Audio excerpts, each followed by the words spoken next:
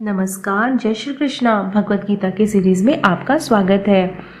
भगवत गीता को समझने के लिए हमें ये समझना बहुत ज़रूरी है कि हर अध्याय पिछले अध्याय से जुड़ा हुआ है। अक्सर लोग सीधे चौथे अध्याय पर आ जाते हैं, लेकिन अगर हम पहले 3 अध्याय को समझ लें तो चौथा अध्याय अपने आप बहुत गहराई से समझ में आने लगता है।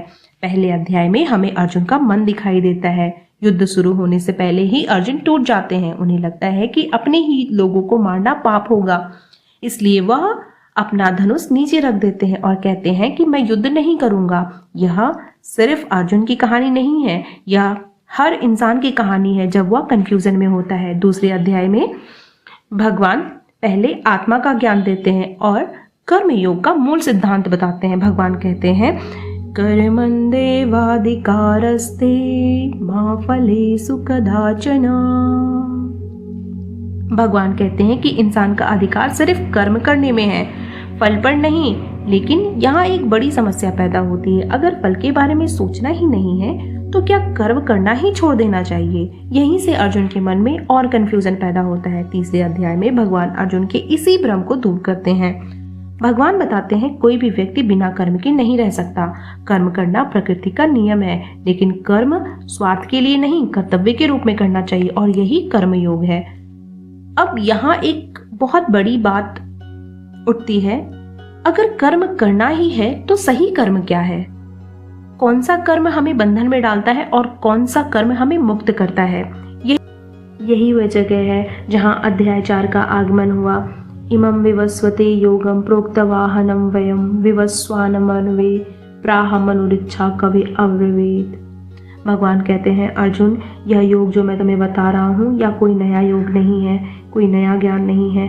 यह ज्ञान सबसे पहले सूर्यदेव को दिया था, फिर सूर्यदेव ने यह ज्ञान मनु को दिया और मनु ने यह ज्ञान राजाओं को दिया।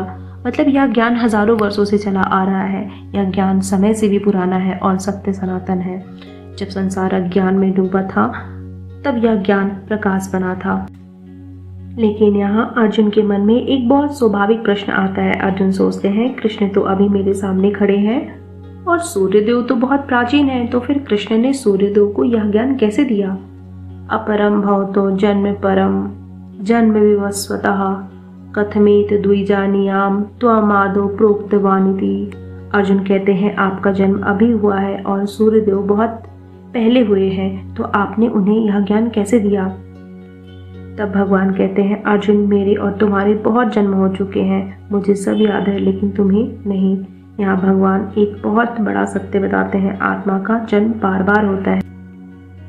लेकिन अब सवाल यह है, अगर भगवान जन्म लेते हैं तो वह जन्म क्यों लेते हैं? यदा यदा हि धर्मस्य ग्लानिर्भवति भारत अभ्युत्थानं धर्मस्य तदात्मानं सृजाम्यहम्। जब जब धर्म की हानि होती है और अधर्म बढ़ता है तब मैं अवतार लेता हूँ।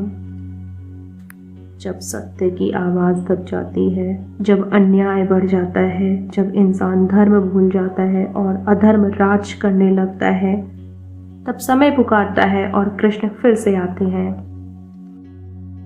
परित्राणाय साधूनां विनाशाय च दुष्कृतां धर्म संस्थापनार्थाय संभवामि युगे युगे। सज्जनों की रक्षा के लिए, दुष्टों के विनाश के लिए और धर्म की संस्थापना के लिए भगवान हर युग में आते हैं। लेकिन भगवान यहाँ सिर्फ अवतार की बात नहीं कर रहे, वह हमें ये भी सिखा रहे हैं कि कर्म को ज्ञान से कैसे शुद्ध किया जाए। कर्मण्ये कर्म यः पश्येद। जो व्यक्ति कर्म में भी अकर्म देखता है और अकर्म में भी कर्म देखता है, वही सच्चा ज्ञानी है। अगर कोई व्यक्ति बिना अहंकार और बिना स्वार्थ के कर्म करता है तो उसका कर्म उसे बांधता नहीं। श्री कृष्ण आगे कहते हैं, जैसे आग लकड़ी को जला देती है वैसे ही ज्ञान हमारे कर्मों के बंधन को जला देता है। कर्म अगर अज्ञान से किया जाए तो वह बंधन बन जाता है, लेकिन कर्म अगर ज्ञान से किया जाए तो वही मुक्ति का मार्ग बन जाता है। ज्ञान दीपक बन जाए तो कर्म पूजा बन जाता है। इसलिए चौथे अध्याय का सबसे बड़ा संदेश यह है, कर्म से भागना नहीं है, कर्म को समझना है और जब कर्म में ज्ञान जुड़ जाता है तो वही कर्म योग है। जय श्री कृष्ण।